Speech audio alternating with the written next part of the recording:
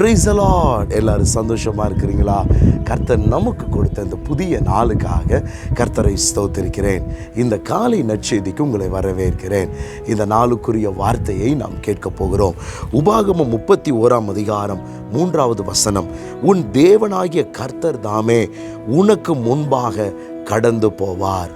நம்முடைய தேவனாகிய கர்த்தர் நமக்கு முன்பாக கடந்து போவார். இந்த நாளிலே இந்த வார்த்தை கேட்கிற அருமையான தேவ பிள்ளைகளே, உங்களுக்கு முன்பதாய் இருக்கக்கூடிய எந்த தடைகளை குறித்து, எந்த சவால்களை குறித்து நீங்கள் ஒரு நாளும் சோர்ந்து போகாதீங்க.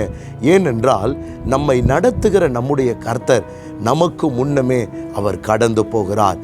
பாருங்களேன், மோசேயும் இஸ்ரவேல் ஜனங்களும் அவர்கள் பல சவால்களை கடந்து வந்தார்கள். அந்த 40 வருடத்திலே பல சவால்களை அவர்கள் கடந்து வந்தார்கள். ஆனால் அவர்களுக்கு கொடுக்கப்பட்ட அந்த வாக்குத்தத்தம் என்னவென்றால், கர்த்தர் உனக்கு முன்னே அவர் போவார், கர்த்தர் உனக்கு முன்னே அவர் கடந்து போவார்.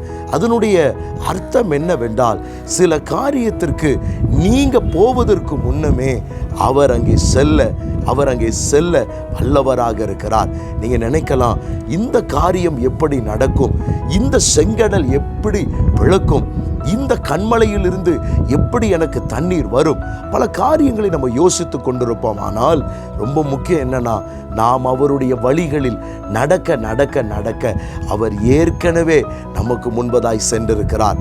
அதனால தான் மோசேக்கு அவர் சொன்ன வார்த்தை, என் சமூகம் உனக்கு முன்பாக செல்லும் என்று சொல்லி இருக்கிறார்.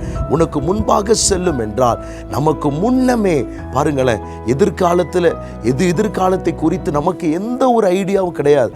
ஆனால் நமக்கு முன்னே போகிறவர் அடுத்த வாரத்தில், அதுக்கு அடுத்த வாரத்தில், நாளைய தினத்தில் எல்லாவற்றையும் அவர் ஏற்கனவே நமக்காக வழிகளை திறந்து வைத்திருக்கிறார். சோர்ந்து போகாதீங்க.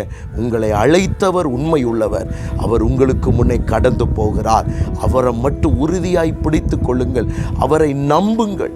அவர் வார்த்தையை விசுவாசத்தோடு கேட்டு இந்த வார்த்தையின்படி நடக்கும் பொழுது கர்த்தர் தாமே உங்களுக்கு முன்னே கடந்து போவார்.